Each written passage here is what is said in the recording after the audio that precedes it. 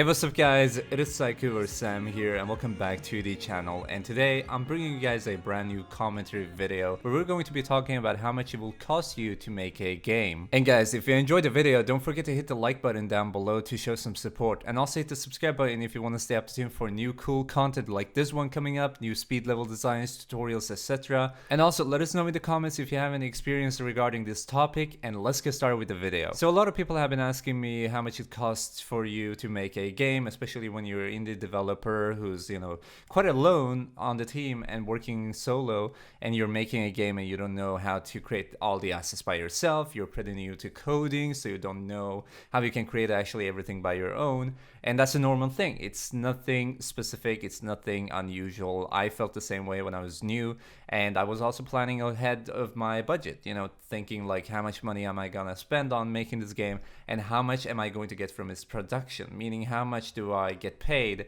when the game is done and it starts selling out. And I also want to state before we actually begin here, guys, it's really a difficult question to answer clearly, because it really depends on if you're sitting in a team, if you're a lone wolf like I was when I started, and I still am, and if you're, if you have a good amount of budget that you can actually spend onto the game, if you have investors, funders, whatever you can think of regarding money. And then it also depends on your knowledge, meaning if you are a programmer, how new are you? How much knowledge do you have in programming? Are you going to be able to create all the extensions by yourself?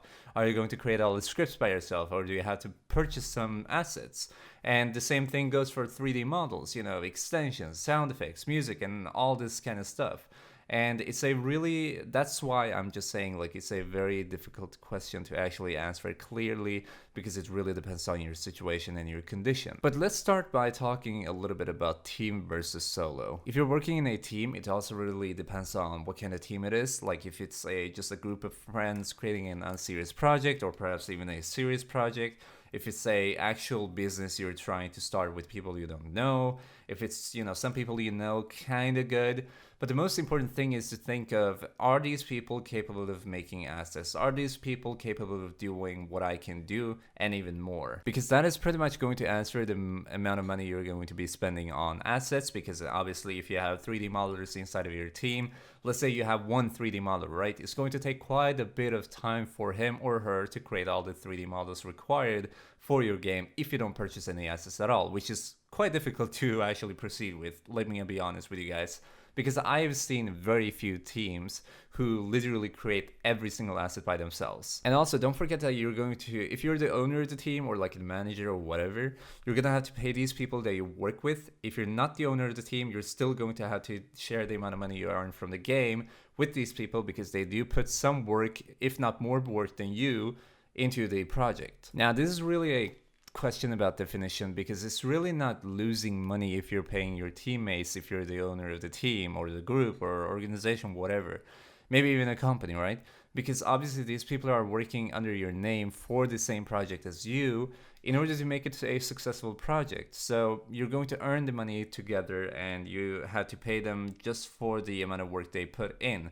So if you're going to purchase 3D assets from the asset store, it's pretty much the same logic or the concept as purchasing them from your team members, except they're just going to have a full-time job to actually work on your project, create all the 3D models that are required, which might take a little bit more time than obviously purchasing the assets themselves. However, if you're working solo, you don't have the headache of actually listening to your team members, obviously, and you get to keep a little bit more money to yourself, obviously depending on your conditions and situation once again. But the most important part is you're alone in your team, which is quite obvious, but a lot of people don't realize that when you're alone, you're pretty much alone with your own ideas. You don't have any other people's ideas and input to actually work on your game from, like based upon, except for obviously your players and your close by friends. If you do have anyone who's really loyal that you actually trust, who wouldn't spread your ideas, because it's obviously a project idea you're sharing with your friend in that case, and you have to be a little bit careful when it comes to that kind of stuff. And if you don't know 3D modeling by yourself, obviously you're gonna have to purchase some assets from the asset store,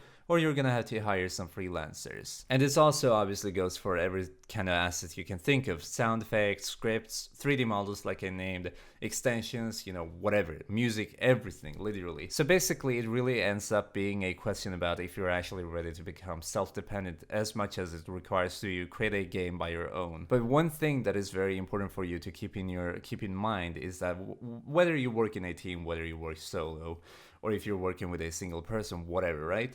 You're going to invest a little bit of money probably in either your teammate, either your assets that you're going to have to purchase, even if you have a full capable team, because you want to speed up the process a little bit and have some really 3D models that you can template with. And that means that you're investing for your project's future, which means that you're going to get or receive the money back as a win from your game. And that depends on how much your game sells, how good your game is, how much funding you receive, and all these different factors, right? So it really comes down to the success of your game at the end of the day. I also spoke a little bit about assets, but you also have to think that it's not only 3D models you're going to have to create if you're working solo, and it's not only 3D models that your team is going to have to create if you're working with a team. There are scripts, 3D models, extensions, sound effects, music, textures, foliage. I mean, there's literally everything, right? So you have to make sure that your team is either capable of doing everything by themselves, or you start purchasing a few assets. If you're working solo, you have to make sure that you're either capable of doing every single thing by yourself, which is literally, I would say that it's literally impossible. I don't think that there's anyone out there who can make an entire game by themselves, like literally with the assets and all that. Even if you do, you're gonna have to spend like 20 years, right? Because you're going to have to spend a lot of time to actually create all the assets by yourself, all the music, you know, copyright claims, everything, right? So you have to take care of everything by yourself, which is illogical because you obviously don't want to spend that much time. Now, if you're telling me I do want to spend that much time, kudos to you, right? I mean, go for it. I just know that I would never ever dare to do that because I don't want to practice 3D modeling until I get it perfect for my game, because it's just going to take like several years for me. Obviously, I'm not familiar with 3D modeling. I'm not familiar with sound effects, you know, composing music and all that. I mean, I've done basic stuff, but it's not even close being ready to actually publish a fully made game out of my own assets, except for coding, because I've been coding for pretty much entirety of my life. One more thing to actually take care of is the royalty fees for the engines that you're using. I literally have an entire video talking about royalty fees for different game engines. I specifically focus on Unity and UE4 because they are the most popular ones out there and that I'm familiar with them. So if you want to watch that video, I would strongly suggest you, if you actually feel like you're interested in this topic. So I will be linking it in the description down below, so make sure to check it out.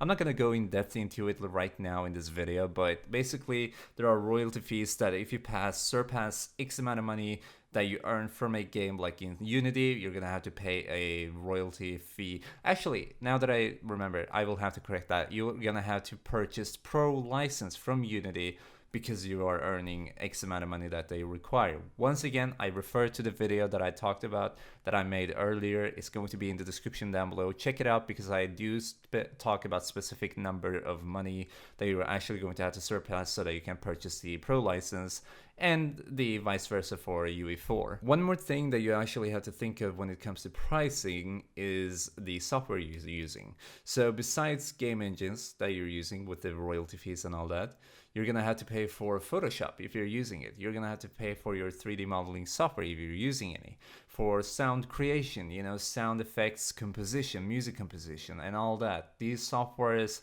usually do cost depending on how much quality you're expecting from it. So how can you counter all these prices that are popping up? First and foremost, you can accept fundings. You can use a site like Patreon.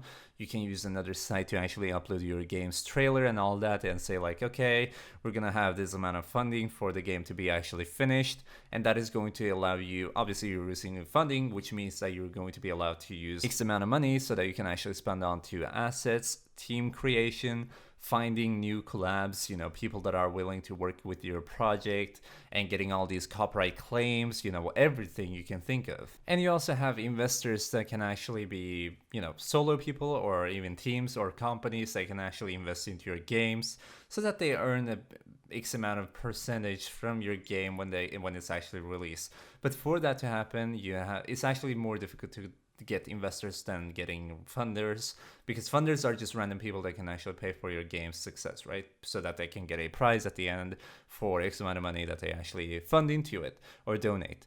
And investors, they are like, okay, we're going to invest this amount of money for your game, but we want this back when it actually gets successful.